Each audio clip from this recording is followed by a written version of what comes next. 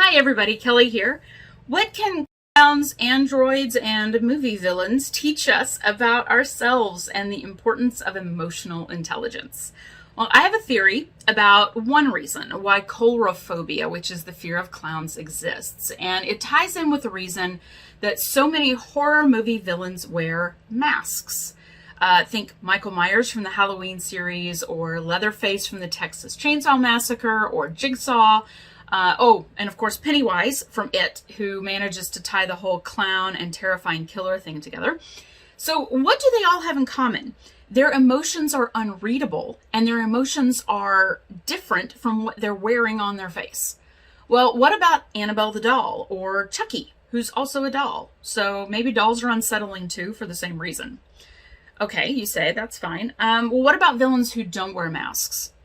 All right, well, what about Norman Bates from Psycho, or Hannibal Lecter? Their emotions are hidden too. We can't read from their facial expressions or their tone of voice what they're thinking or feeling or planning on doing. But it's not just hidden emotions that mess with us. Unpredictability in emotions will also throw us for a loop. So think smiling Jack Torrance from The Shining, or smooth Patrick Bateman in American Psycho. This is also why so many people are fascinated in a morbid way by serial killers. We feel this deep need to try to understand them, who they are, why they do what they do, and we try to understand how we can identify them before we potentially get fully drawn into their web, right?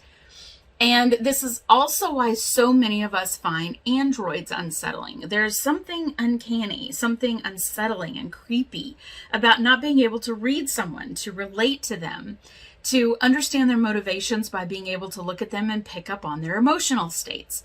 So why am I talking about this? Well, really, it's because a lot of people downplay the importance of understanding emotion in our workplaces and in our lives, both our own emotions and the emotions of others. They think of it as fluffy or woo-woo and not really something valid. But the truth is, humans are driven by emotions. We can't read someone else's emotional state. Well, it makes us uncomfortable, untrusting, or nervous, or maybe suspicious of them or scared, and it can really make working with someone far more challenging. So book and TV and movie writers know how driven humans are to read and understand emotions of others. It makes us feel safer and more in control, and they use it against us to scare us and to keep us up at night. Our need to understand the people around us affects us, whether we want to admit it or not. And many of the most challenging situations that come up for us at work aren't based strictly on facts and data. They're based on feelings, managing conflicts, handling change, influencing others, every sales process ever, delegating to others. So trying to fix a feeling-based problem by ignoring the feelings is not going to fix anything. In fact, it'll likely make things way worse. So my newest podcast episode is all about emotional intelligence, what the 4 elements of it are, why we need to pay attention to it, and how to strengthen our own EQ, our emotional quotient. And I promise I don't discuss killer clowns or horror movies or John Wayne Gacy in the episode at all.